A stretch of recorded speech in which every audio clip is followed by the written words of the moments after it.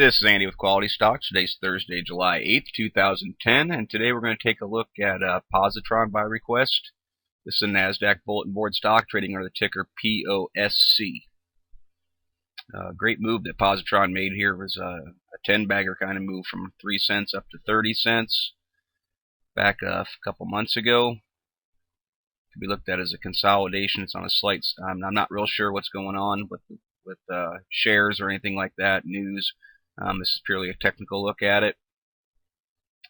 You're going to see a lot of the same things in charts like this, with the huge move, and if you want to call this a consolidation, a sliding back since. Obviously, a lot of traders took profits up at the top and might be waiting for a buying opportunity again for it'll be news driven or what have you.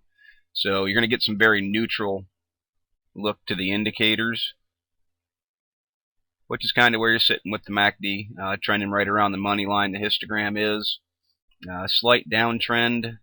It's running pretty neutral right through there. I do like this ADX setup.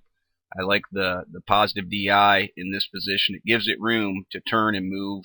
It's what I call an ADX play, where the ADX is splitting the positive and negative DIs. So I like that setup. There's room for it to move around 20 with the ADX. It's still in a trading pattern. You want to see this continue to move north. Ideally, a break of 30 puts you into a trend. So what you want to see from the ADX is the positive DI to turn and the ADX to go and give this a positive direction. The ADX doesn't really tell you direction. It tells you like strength of direction. So we want to see this going that way. We want to see the positive DI moving with it. MFI getting into oversold, but the 7, 14, and 21 both a little sideways with a slight downtrend to them. Little curls recently. That's part of a product of these lower shadows where they're seeing dipping down, getting some buying pressure, pulling back up. That's part of the reason that you see that going on. The AD actually has a pretty sideways with a slight uptrend to it recently, and that's going kind of along with the shaking money flow, which is heading back towards zero. Two things to really keep an eye on. Accumulation distribution is in a nice position. Full stow down near the bottom. Not quite. There is kind of your bottom bounce level historically for it.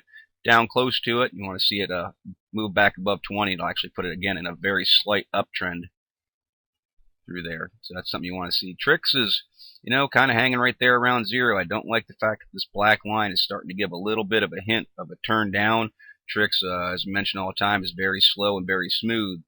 So when it starts to make a turn, it doesn't want to snap back right away. So you want to see this thing start to kind of roll back like that pretty quickly. It's not because it doesn't make snap moves. So you want to see it start to trend and move back towards zero. Break of zero is what you always look for with the Trix. RSIs are kind of in a same sort of middle of the road, a little bit oversold with the downtrend.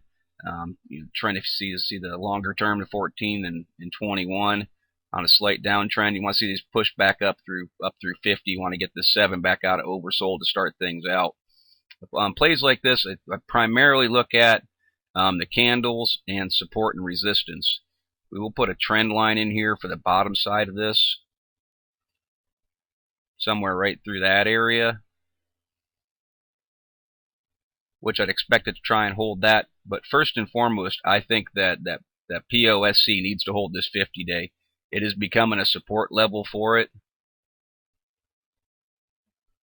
Right through there.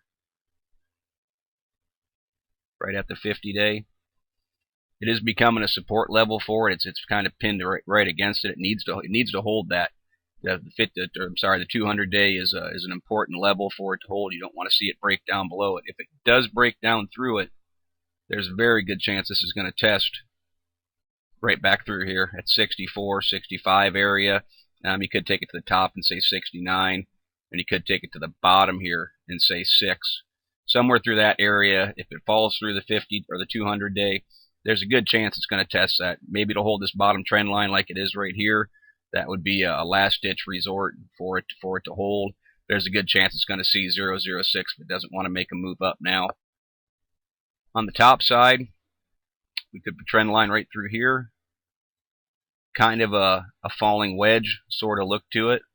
So you want to see this break through. A falling wedge can be pretty strong. So we want to see this try and break back through that trend line.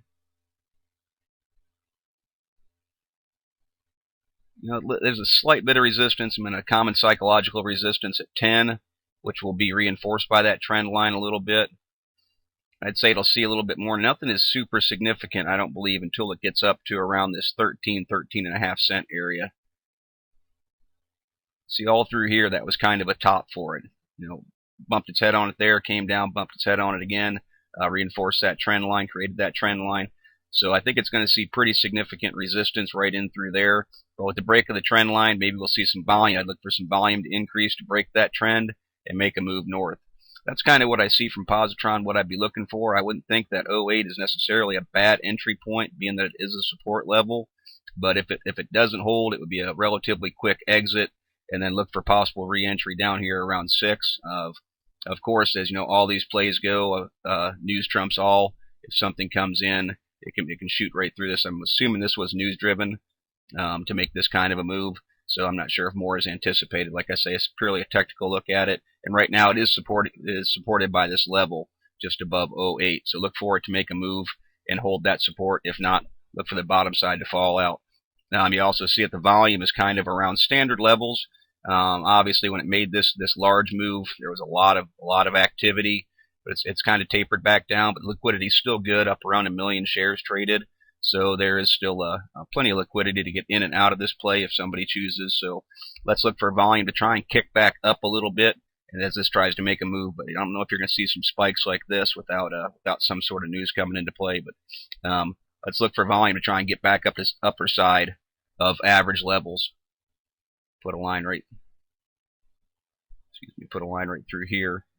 Let's try and get volume up just a little bit higher, up pushing the upper side like it was back earlier in June when it made this little move. That's the kind of thing we're going to look for. Try and make a move again. Okay, this is Andy with QualityStocks taking a look at POSC.